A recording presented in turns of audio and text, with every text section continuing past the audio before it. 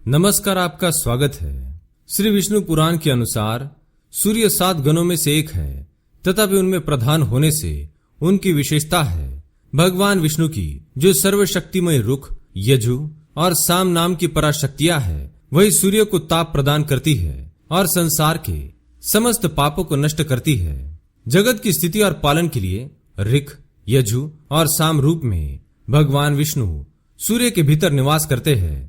त्रय शक्ति स्वरूप भगवान विष्णु का न कभी उदय होता है और न ही कभी अस्त। इसी कारण से सूर्य का हमारे हिंदू धर्म में सबसे अधिक महत्व बताया गया है। सूर्य संपूर्ण सृष्टि के प्रत्येक जीव का आधार होते हैं। सूर्य देवता के बिना तो जीवन की कल्पना भी नहीं की जा सकती। परम तेजस्वी सूर्य देवता की उपासना करने की परंपरा अत्यंत प्राचीन काल से चली आ रही है। सूर्य देवता की पूजा के साथ साथ उन्हें अर्घ्य देने का विधान किया गया है। सूर्य देवता को अर्घ्य देने से मनुष्य के जीवन से दुख एवं दरिद्रता का नाश होता है, लेकिन कई बार मनुष्य सूर्य को अर्घ्य देते समय कई बड़ी गलतियां कर बैठते हैं और जिसके कारण उनके द्वारा सूर्य को दिया गया अर्घ्य निष्फल हो जाता है, बल्कि इससे सूर्य देव का अपमान होता है। इसलिए सूर्य को अर्घ्य देते समय महत्वपूर्ण नियमों का अवश्य जान लेना चाहिए, जिन्हें हमारे पुराणों में विस्तार से वर्णित किया गया है। आज हम इसी विषय के बारे में जानेंगे। सूर्य देव को अर्घ्य कैसे दे, कहां पर दे और किस समय देना चाहिए। तो चलिए जान लेते हैं सूर्य को अर्घ्य देने के क्या महत्व है।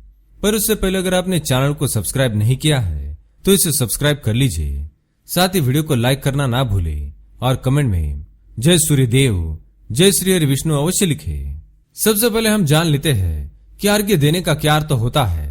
अर्घ्य देने से तात्पर्य यह है कि सूर्य देव को भक्ति भाव से जल अर्पण करना। यह जल आप दोनों हाथों की ओंजल बनाकर या तांबे के पात्र में शुद्ध जल भरकर सूर्य देवता को समर्पित करें। लेकिन याद रखें कि यदि आप हाथों की ओंजल बनाकर सूर्य को अर्घ्य दे रहे हैं तो अपने हाथों की तर्जनी और अंगूठे एक दूसरे से जोड़कर ना रखें, यानी वे एक दूसरे को स्पर्श ना करें। दोनों हाथों के अंगूठे फैला कर रखें। यदि हम तर्जनी और अंगूठे को जोड़कर रखते हैं तो यह राक्षसी मुद्रा बन जाती है और इस मुद्रा में सूर्य को अर्घ्य देना अशुभ माना गया है। यदि पात्र में जल भरकर सूर्य को अर्घ्य दे रहे हैं तो भी उस पात्र को दोनों हाथों के अंगूठे का स्पर्श ना हो, इस बात का ध्यान रखें। दूसरी बात, सूर्य को अर्घ्य देते समय इस मंत्र का जाप करना चाहिए। ओम एहि सूर्य सहस्त्रांशो तेजो राशे जगतपते अनुकंप ये माम भक्त्या ग्रहानार्घ्यम नमोस्तुते। इसके अलावा ओम घृणी सूर्याय नमः, ओम सूर्य देवाय नमः, ओम आदित्याय नमः, इनमें से किसी भी छोटे से मंत्र का जाप आप कर सकते हैं। तीसरी बात, अर्घ्य देते समय अपने दोनों हाथों को ऊपर उठाकर पात्र को पकड़े और सिर झुकाकर रखे। सूर्य देवता को अर्घ्य हमेशा सूर्योदय के समय देना चाहिए। उगते हुए सूर्य की उपासना करना ही हमेशा शुभ होता है। सूर्योदय के 2 घंटे के बाद अर्घ्य देने का कोई औचित्य नहीं है। यदि किसी कारणवश आप सूर्योदय के समय अर्घ्य ना दे सके तो 3 बार अर्घ्य देने के बजाय 4 बार अर्घ्य दे और सूर्य देव से क्षमा मांग ले, इससे दोष कम हो जाता है। चौथी बात, सूर्य देवता को अर्घ्य देने के लिए तांबे के पात्र का प्रयोग करें। उस पात्र में गंगा जल या पवित्र नदियों का जल भरे। यदि ऐसा संभव नहीं है तो शुद्ध जल का प्रयोग करें, लेकिन ध्यान में रहे कि केवल जल से कभी अर्घ्य ना दे। जल के पात्र में मुख्य रूप से कोई भी लाल फूल, लाल चंदन और अक्षत अवश्य डाले। आप चाहे तो इसमें थोड़ा सा घी, शहद, दूध, रोली, मिश्री या गुड़ इत्यादि मिला सकते हैं। पांचवी बात, सूर्य देवता को प्रतिदिन नियम पूर्वक अर्घ्य अवश्य देना चाहिए। यदि आपने सूर्य देवता को नियमित रूप से अर्घ्य देने का संकल्प लिया है तो उसे किसी भी प्रकार से पूरा करें। यदि आप बीमार है, घर से बाहर है, घर में कोई काम है, वृद्धि या सूतक है, तो भी ऐसी स्थिति में सूर्य देवता की मानस पूजा यानी मन ही मन पूजा करते समय अर्घ्य दे।